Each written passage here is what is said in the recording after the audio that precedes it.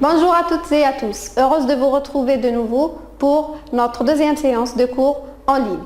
Aujourd'hui, nous allons vous présenter une séance de compréhension de l'oral, toujours dans le cadre du quatrième projet. Donc, les objectifs de la séance sont comprendre une histoire, identifier la situation initiale du texte narratif et ses caractéristiques, faire part de sa réaction face à l'histoire racontée. Vous allez entendre 3 fois un document sonore. Vous aurez 30 secondes entre chaque écoute et 1 minute pour vérifier vos réponses. Lisez les questions, répondez en recopiant la bonne réponse. Nous allons vous expliquer comment procéder. Donc, nous allons entendre 3 fois un document sonore. Vous aurez 30 secondes entre chaque écoute et 1 minute pour vérifier vos réponses.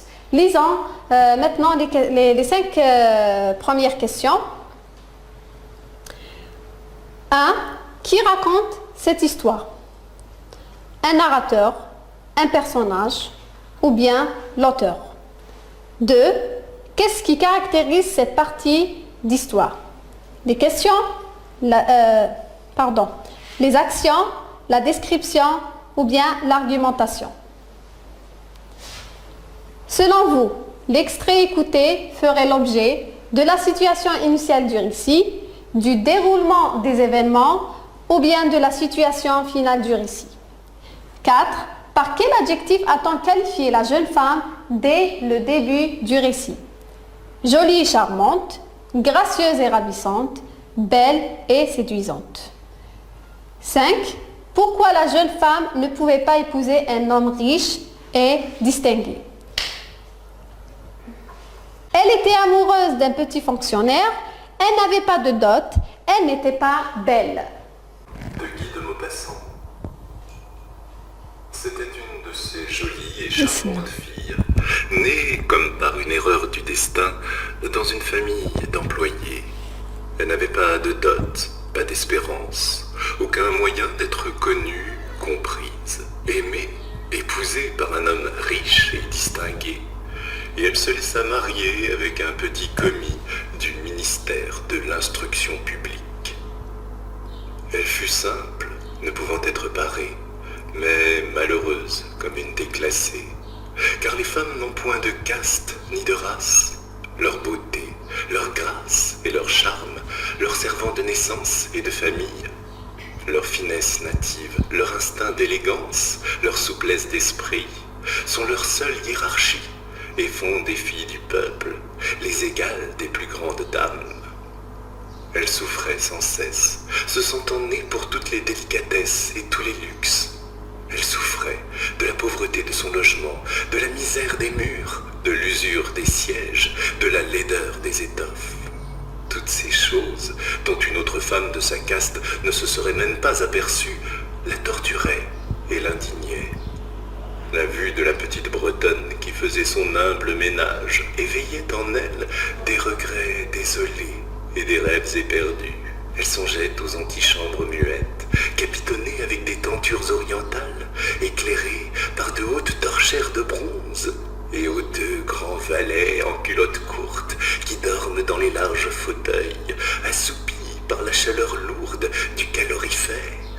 Elle songeait aux grands salons vêtus de soie ancienne, aux meubles fins portant des bibelots inestimables et aux petits salons coquets, parfumés, faits pour la causerie de 5 heures avec les amis les plus intimes, les hommes connus et recherchés dont toutes les femmes envient et désirent l'attention.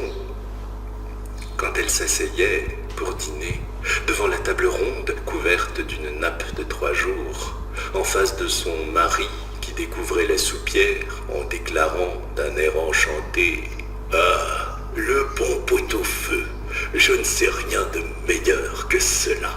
Elle songeait au dîner fin, aux argenteries reluisantes, aux tapisseries peuplant les murailles de personnages anciens et d'oiseaux étranges au milieu d'une forêt de féerie.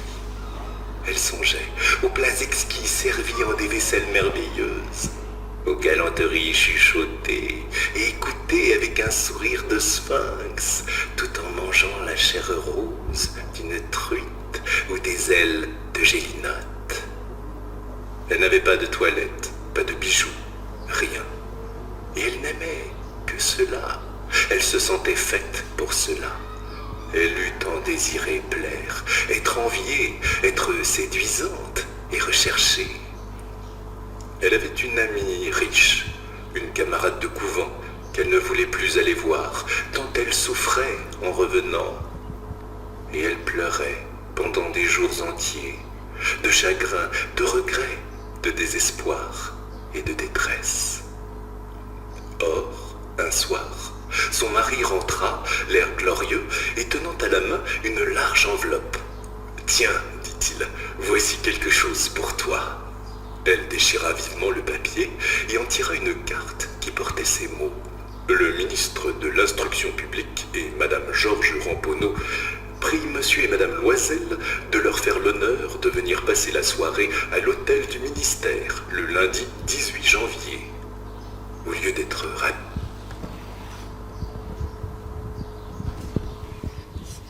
Vous avez 30 minutes de pause avant de passer à la deuxième écoute. De Guy de Maupassant. C'était une de ces jolies et charmantes filles, née comme par une erreur du destin, dans une famille d'employés. Elle n'avait pas de dot, pas d'espérance, aucun moyen d'être connue, comprise, aimée, épousée par un homme riche et distingué. Et elle se laissa marier avec un petit commis du ministère de l'Instruction publique. Elle fut simple, ne pouvant être parée, mais malheureuse comme une déclassée, car les femmes n'ont point de caste ni de race. Leur beauté, leur grâce et leur charme leur servant de naissance et de famille, leur finesse native, leur instinct d'élégance, leur souplesse d'esprit sont leur seule hiérarchie et font des filles du peuple les égales des plus grandes dames. Elle souffrait sans cesse, se sentant née pour toutes les délicatesses et tous les luxes.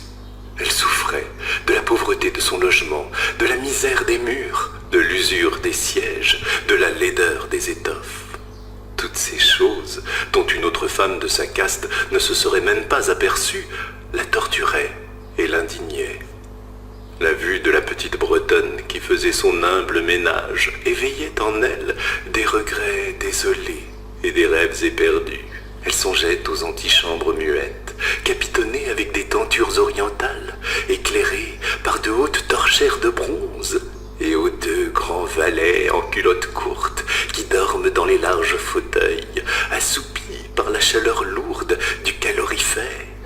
Elle songeait aux grands salons vêtus de soie ancienne, aux meubles fins portant des bibelots inestimables et aux petits salons coquets, parfumés, faits pour la causerie de 5 heures avec les amis les plus intimes, les hommes connus et recherchés dont toutes les femmes envient et désirent l'attention.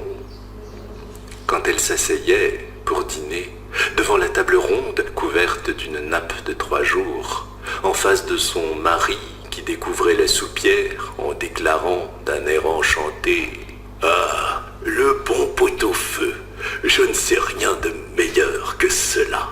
Elle songeait au dîner fin, aux argenteries reluisantes, aux tapisseries peuplant les murailles de personnages anciens et d'oiseaux étranges au milieu d'une forêt de féerie. Elle songeait aux plats exquis servis en des vaisselles merveilleuses, aux galanteries chuchotées et écoutées avec un sourire de sphinx, tout en mangeant la chair rose d'une truite ou des ailes de gélinotte. Elle n'avait pas de toilette, pas de bijoux, rien. Et elle n'aimait que cela. Elle se sentait faite pour cela. Elle eut tant désiré plaire, être enviée, être séduisante et recherchée. Elle avait une amie riche, une camarade de couvent qu'elle ne voulait plus aller voir, tant elle souffrait en revenant. Et elle pleurait pendant des jours entiers, de chagrin, de regret, de désespoir et de détresse. Vous avez encore une fois 30 secondes de pause. Lisons maintenant le reste des questions avant de passer à la dernière écoute. Donc on s'est arrêté à la 6e. 6. De quel milieu social la jeune femme est-elle issue? Une famille noble, une famille d'employés, une famille bourgeoise. 7. D'après l'histoire, grâce à quoi les filles du peuple peuvent être les égales des plus grandes dames? Le travail, les études ou bien la beauté? Quel est le métier du mari de la jeune femme? Un cadre supérieur du ministère de l'Instruction publique, un retraité du ministère de l'Instruction publique ou bien un commis du ministère de l'Instruction publique. 9. Pourquoi la jeune femme est malheureuse? Elle est délaissée par son mari, elle se sent confinée dans une classe inférieure, elle ne peut pas avoir d'enfants. 10. Quelles sont les 3 choses qui faisaient souffrir la jeune femme? L'oisiveté, la solitude, la stérilité. Les enfants, les voisins, le prêtre. Le logement, la nourriture, l'habillement. De quoi rêvait la jeune femme? Le luxe, les plats exquis, les toilettes et les bijoux, la lecture, les voyages, l'écriture, ou bien la famille, les enfants et le théâtre. 12. Quelle est la situation financière du couple? Une très grande pauvreté, des moyens financiers limités ou bien une grande richesse? 13e question. De quelle région vient la fille qui fait le ménage chez la jeune femme? De Normandie, d'Auvergne, de Bretagne. 14 et dernière question. Pourquoi la jeune femme ne veut plus aller voir son ancienne camarade de couvent? Et 14. Pourquoi la jeune femme ne veut plus aller voir son ancienne camarade de couvent? Elle est très riche, elle est très pauvre, elle est devenue protestante. Donc, passons maintenant. De Guy de Maupassant. C'était une de ces jolies et charmantes filles, nées comme par une erreur du destin, dans une famille d'employés. Elle n'avait pas de dot, pas d'espérance, aucun moyen d'être connue, comprise, aimée, épousée par un homme riche et distingué. Et elle se laissa marier avec un petit commis du ministère de l'Instruction publique. Elle fut simple, ne pouvant être parée, mais malheureuse comme une déclassée, car les femmes n'ont point de caste ni de race.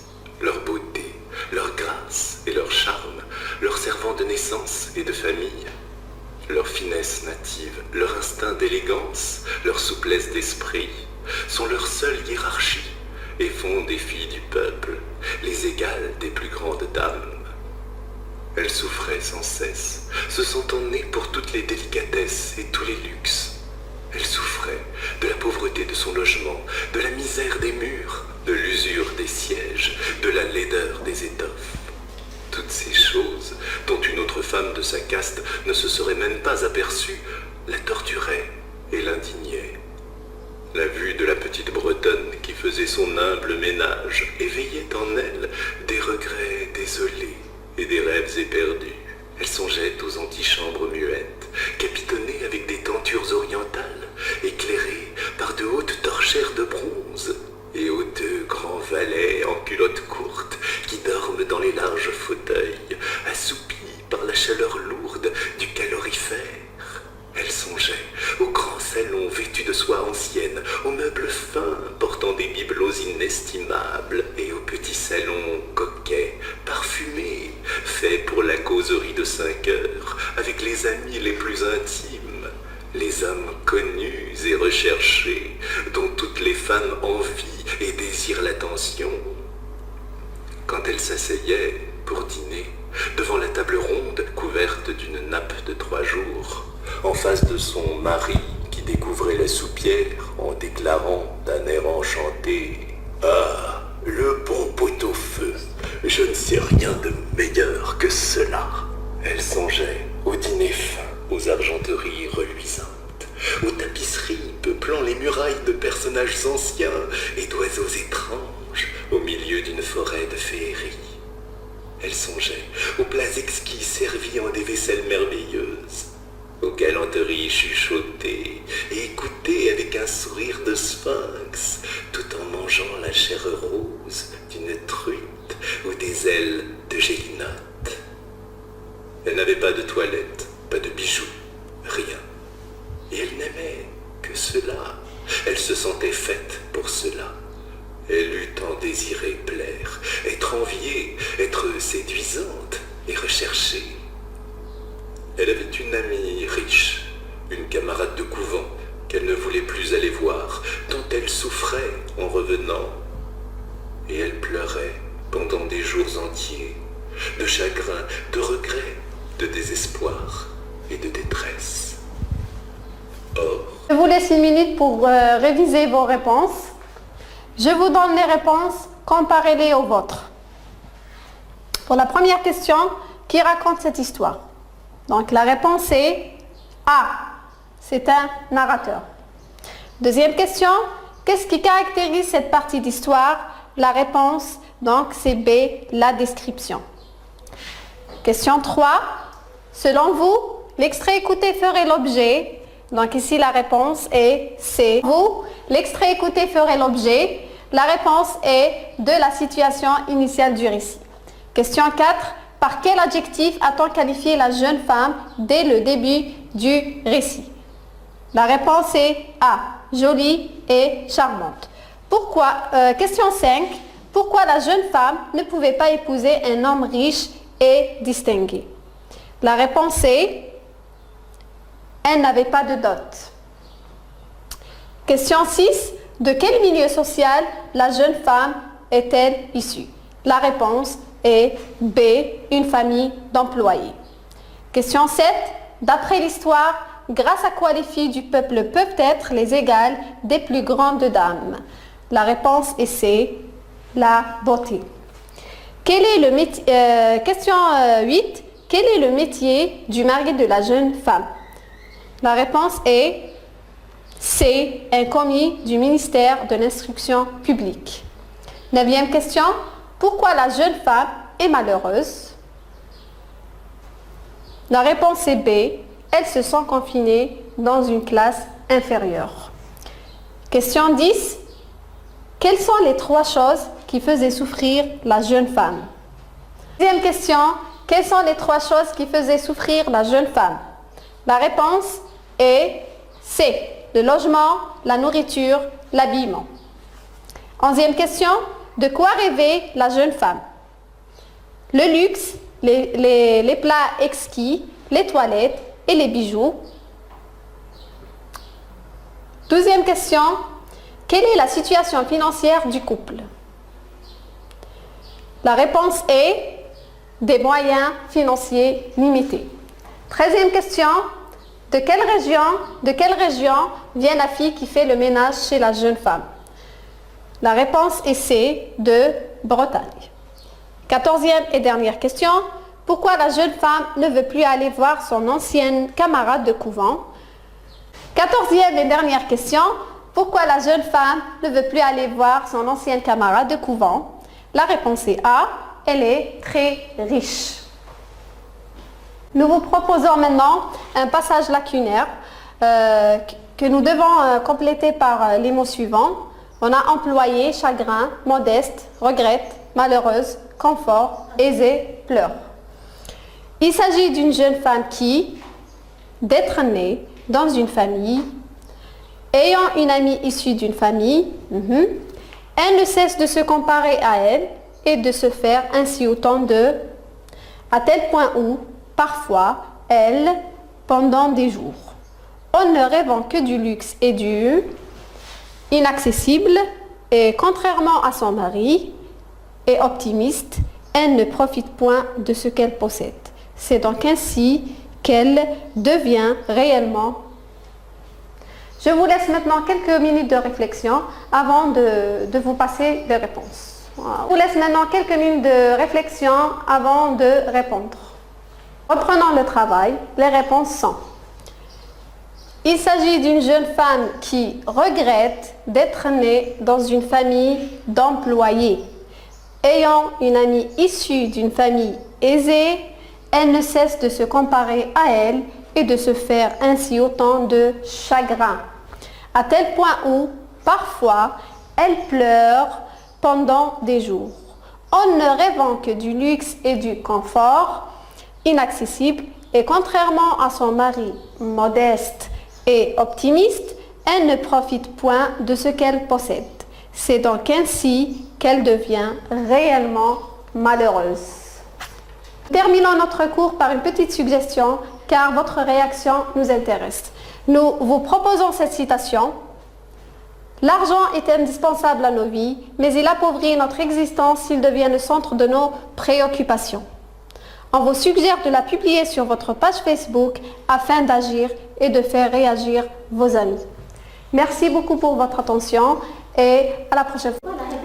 Bonjour à toutes et à tous. Heureuse de vous retrouver de nouveau pour notre deuxième séance de cours en ligne. Aujourd'hui, nous allons vous présenter une séance de compréhension de l'oral, toujours dans le cadre du 4e projet. Donc, les objectifs de la séance sont comprendre une histoire, identifier la situation initiale du texte narratif et ses caractéristiques, faire part de sa réaction face à l'histoire racontée. Vous allez entendre 3 fois un document sonore. Vous aurez 30 secondes entre chaque écoute et 1 minute pour vérifier vos réponses. Lisez les questions, répondez en recopiant la bonne réponse. Nous allons vous expliquer comment procéder. Donc, nous allons entendre 3 fois un document sonore. Vous aurez 30 secondes entre chaque écoute et 1 minute pour vérifier vos réponses. Lisons maintenant les 5 premières questions. 1. Qui raconte cette histoire? Un narrateur, un personnage ou bien l'auteur. 2. Qu'est-ce qui caractérise cette partie d'histoire? Les questions, les actions, la description ou bien l'argumentation. Selon vous, l'extrait écouté ferait l'objet de la situation initiale du récit, du déroulement des événements ou bien de la situation finale du récit. 4. Par quel adjectif a-t-on qualifié la jeune femme dès le début du récit? Jolie et charmante, gracieuse et ravissante, belle et séduisante. 5. Pourquoi la jeune femme ne pouvait pas épouser un homme riche et distingué?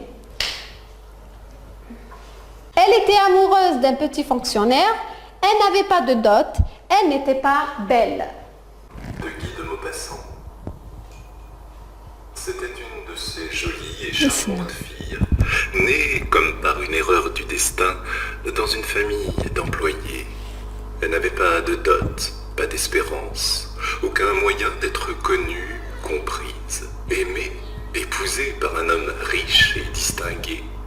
Et elle se laissa marier avec un petit commis du ministère de l'Instruction publique. Elle fut simple, ne pouvant être parée, mais malheureuse comme une déclassée, car les femmes n'ont point de caste ni de race. Leur beauté, leur grâce et leur charme leur servant de naissance et de famille, leur finesse native, leur instinct d'élégance, leur souplesse d'esprit sont leur seule hiérarchie et font des filles du peuple les égales des plus grandes dames. Elle souffrait sans cesse, se sentant née pour toutes les délicatesses et tous les luxes.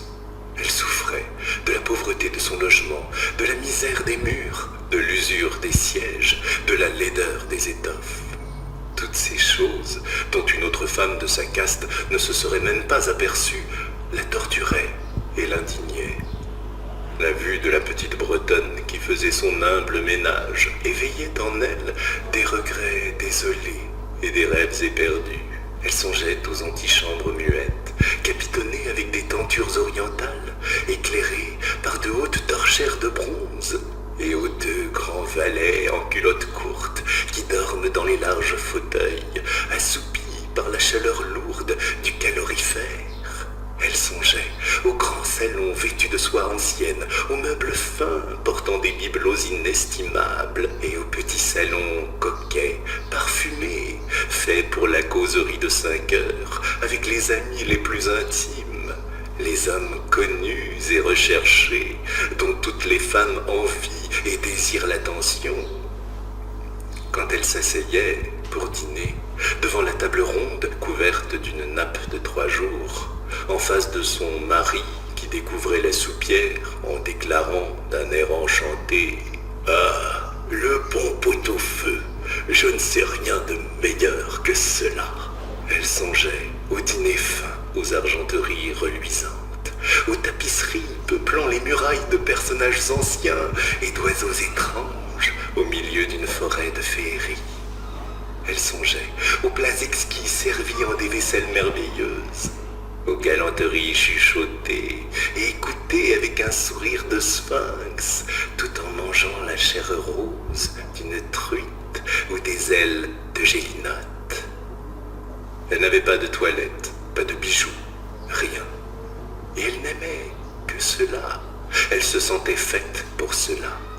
Elle eût tant désiré plaire, être enviée, être séduisante et recherchée. Elle avait une amie riche, une camarade de couvent qu'elle ne voulait plus aller voir, tant elle souffrait en revenant. Et elle pleurait pendant des jours entiers, de chagrin, de regret, de désespoir et de détresse. Or, un soir, son mari rentra, l'air glorieux, et tenant à la main une large enveloppe. « Tiens, dit-il, voici quelque chose pour toi. » Elle déchira vivement le papier et en tira une carte qui portait ces mots. Le ministre de l'Instruction publique et Madame Georges Ramponneau prie Monsieur et Madame Loisel de leur faire l'honneur de venir passer la soirée à l'hôtel du ministère le lundi 18 janvier. Au lieu d'être ravi.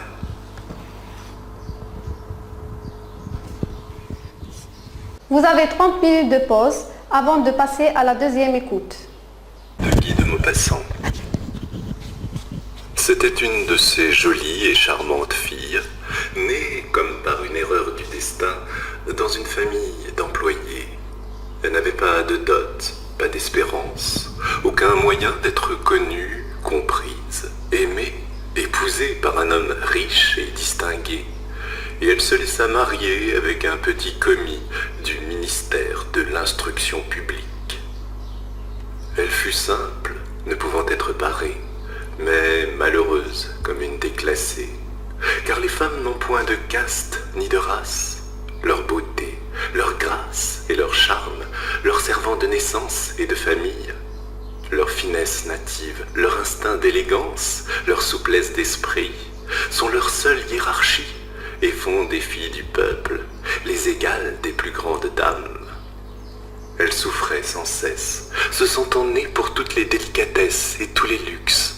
Elle souffrait de la pauvreté de son logement, de la misère des murs, de l'usure des sièges, de la laideur des étoffes. Toutes ces choses, dont une autre femme de sa caste ne se serait même pas aperçue, la torturaient et l'indignaient. La vue de la petite Bretonne qui faisait son humble ménage éveillait en elle des regrets désolés et des rêves éperdus. Elle songeait aux antichambres muettes, capitonnées avec des tentures orientales, éclairées par de hautes torchères de bronze, et aux 2 grands valets en culottes courtes qui dorment dans les larges fauteuils, assoupis par la chaleur lourde du calorifère. Elle songeait aux grands salons vêtus de soie ancienne, aux meubles fins portant des bibelots inestimables et aux petits salons coquets, parfumés, faits pour la causerie de 5 heures avec les amis les plus intimes, les hommes connus et recherchés, dont toutes les femmes envient et désirent l'attention. Quand elle s'asseyait pour dîner, devant la table ronde couverte d'une nappe de 3 jours, en face de son mari qui découvrait la soupière en déclarant d'un air enchanté « Ah, le bon pot-au-feu, je ne sais rien de meilleur que cela !» Elle songeait au dîner fin, aux argenteries reluisantes, aux tapisseries peuplant les murailles de personnages anciens et d'oiseaux étranges au milieu d'une forêt de féerie. Elle songeait aux plats exquis servis en des vaisselles merveilleuses, aux galanteries chuchotées et écoutées avec un sourire de sphinx, tout en mangeant la chair rose d'une truite ou des ailes de gélinotte. Elle n'avait pas de toilette, pas de bijoux, rien. Et elle n'aimait que cela. Elle se sentait faite pour cela. Elle eut tant désiré plaire, être enviée, être séduisante et recherchée. Elle avait une amie riche, une camarade de couvent qu'elle ne voulait plus aller voir, tant elle souffrait en revenant. Et elle pleurait pendant des jours entiers, de chagrin, de regret, de désespoir et de détresse. Vous avez encore une fois 30 secondes de pause. Lisons maintenant le reste des questions avant de passer à la dernière écoute. Donc on s'est arrêté à la 6e. 6. De quel milieu social la jeune femme est-elle issue? Une famille noble, une famille d'employés, une famille bourgeoise. 7. D'après l'histoire, grâce à quoi les filles du peuple peuvent être les égales des plus grandes dames? Le travail, les études ou bien la beauté? Quel est le métier du mari de la jeune femme? Un cadre supérieur du ministère de l'Instruction publique, un retraité du ministère de l'Instruction publique ou bien un commis du ministère de l'Instruction publique. 9. Pourquoi la jeune femme est malheureuse? Elle est délaissée par son mari, elle se sent confinée dans une classe inférieure, elle ne peut pas avoir d'enfants. 10. Quelles sont les 3 choses qui faisaient souffrir la jeune femme? L'oisiveté, la solitude, la stérilité. Les enfants, les voisins, le prêtre. Le logement, la nourriture, l'habillement. De quoi rêvait la jeune femme? Le luxe, les plats exquis, les toilettes et les bijoux, la lecture, les voyages, l'écriture, ou bien la famille, les enfants et le théâtre. 12. Quelle est la situation financière du couple? Une très grande pauvreté, des moyens financiers limités ou bien une grande richesse? 13e question. De quelle région vient la fille qui fait le ménage chez la jeune femme? De Normandie, d'Auvergne, de Bretagne. 14 et dernière question. Pourquoi la jeune femme ne veut plus aller voir son ancienne camarade de couvent? Et 14. Pourquoi la jeune femme ne veut plus aller voir son ancienne camarade de couvent? Elle est très riche, elle est très pauvre, elle est devenue protestante. Donc, passons maintenant. De Guy de Maupassant. C'était une de ces jolies et charmantes filles, née comme par une erreur du destin dans une famille d'employés. Elle n'avait pas de dot, pas d'espérance, aucun moyen d'être connue, comprise, aimée, épousée par un homme riche et distingué. Et elle se laissa marier avec un petit commis du ministère de l'Instruction publique. Elle fut simple, ne pouvant être parée, mais malheureuse comme une déclassée, car les femmes n'ont point de caste ni de race. Leur beauté, leur grâce et leur charme leur servant de naissance et de famille, leur finesse native, leur instinct d'élégance, leur souplesse d'esprit sont leur seule hiérarchie et font des filles du peuple les égales des plus grandes dames. Elle souffrait sans cesse, se sentant née pour toutes les délicatesses et tous les luxes. Elle souffrait de la pauvreté de son logement, de la misère des murs, de l'usure des sièges, de la laideur des étoffes.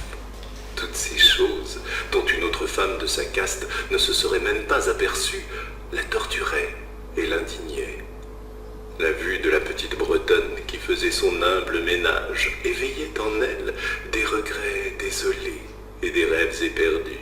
Elle songeait aux antichambres muettes, capitonnées avec des tentures orientales, éclairées par de hautes torchères de bronze, et aux 2 grands valets en culottes courtes qui dorment dans les larges fauteuils, assoupis par la chaleur lourde du calorifère.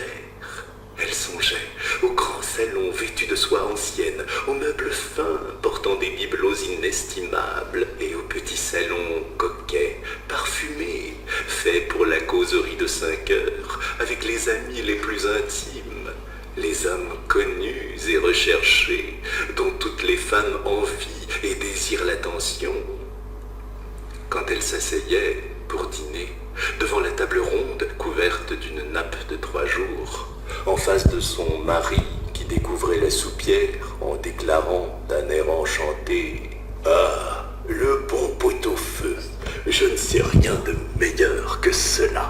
Elle songeait au dîner fin, aux argenteries reluisantes, aux tapisseries peuplant les murailles de personnages anciens et d'oiseaux étranges au milieu d'une forêt de féerie.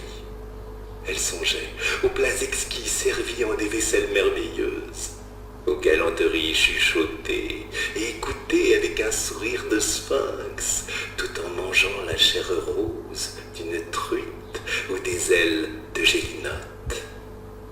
Elle n'avait pas de toilette, pas de bijoux, rien.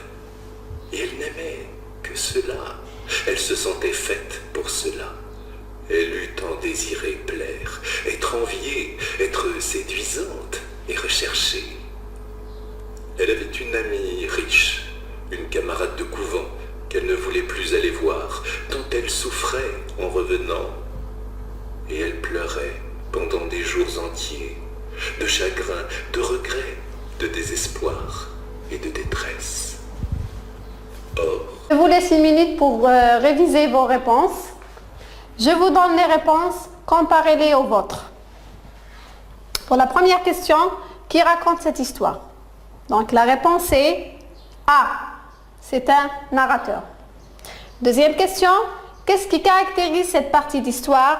La réponse, donc c'est B, la description. Question 3, selon vous, l'extrait écouté ferait l'objet. Donc ici la réponse est C. Vous, l'extrait écouté ferait l'objet. La réponse est de la situation initiale du récit. Question 4. Par quel adjectif a-t-on qualifié la jeune femme dès le début du récit? La réponse est A. Jolie et charmante. Pourquoi, question 5. Pourquoi la jeune femme ne pouvait pas épouser un homme riche et distingué? La réponse est elle n'avait pas de dot. Question 6. De quel milieu social la jeune femme est-elle issue? La réponse est B. Une famille d'employés. Question 7. D'après l'histoire, grâce à quoi les filles du peuple peuvent être les égales des plus grandes dames? La réponse est C. La beauté. Quel est le métier, question 8. Quel est le métier du mari de la jeune femme? La réponse est C. Un commis du ministère de l'Instruction publique. 9e question. Pourquoi la jeune femme est malheureuse? La réponse est B. Elle se sent confinée dans une classe inférieure. Question 10. Quelles sont les 3 choses qui faisaient souffrir la jeune femme? 10e question. Quelles sont les 3 choses qui faisaient souffrir la jeune femme? La réponse est C. Le logement, la nourriture, l'habillement. 11e question. De quoi rêvait la jeune femme? Le luxe, les plats exquis, les toilettes et les bijoux. 12e question. Quelle est la situation financière du couple? La réponse est des moyens financiers limités. 13e question. De quelle région vient la fille qui fait le ménage chez la jeune femme? La réponse est C, de Bretagne. 14e et dernière question. Pourquoi la jeune femme ne veut plus aller voir son ancienne camarade de couvent? 14e et dernière question. Pourquoi la jeune femme ne veut plus aller voir son ancienne camarade de couvent? La réponse est A, elle est très riche. Nous vous proposons maintenant un passage lacunaire que nous devons compléter par les mots suivants. On a employé, chagrin, modeste, regrette, malheureuse, confort, aisée, pleure. Il s'agit d'une jeune femme qui, d'être née dans une famille, ayant une amie issue d'une famille, elle ne cesse de se comparer à elle et de se faire ainsi autant de, à tel point où, parfois, elle, pendant des jours, en ne rêvant que du luxe et du inaccessible, et contrairement à son mari, est optimiste, elle ne profite point de ce qu'elle possède. C'est donc ainsi qu'elle devient réellement. Je vous laisse maintenant quelques minutes de réflexion avant de vous passer les réponses. Voilà. Je vous laisse maintenant quelques minutes de réflexion avant de répondre. Reprenons le travail. Les réponses sont: il s'agit d'une jeune femme qui regrette d'être née dans une famille d'employés. Ayant une amie issue d'une famille aisée, elle ne cesse de se comparer à elle et de se faire ainsi autant de chagrin, à tel point où, parfois, elle pleure pendant des jours. En ne rêvant que du luxe et du confort inaccessible, et contrairement à son mari modeste et optimiste, elle ne profite point de ce qu'elle possède. C'est donc ainsi qu'elle devient réellement malheureuse. Terminons notre cours par une petite suggestion, car votre réaction nous intéresse. Nous vous proposons cette citation: l'argent est indispensable à nos vies, mais il appauvrit notre existence s'il devient le centre de nos préoccupations. On vous suggère de la publier sur votre page Facebook afin d'agir et de faire réagir vos amis. Merci beaucoup pour votre attention et à la prochaine fois.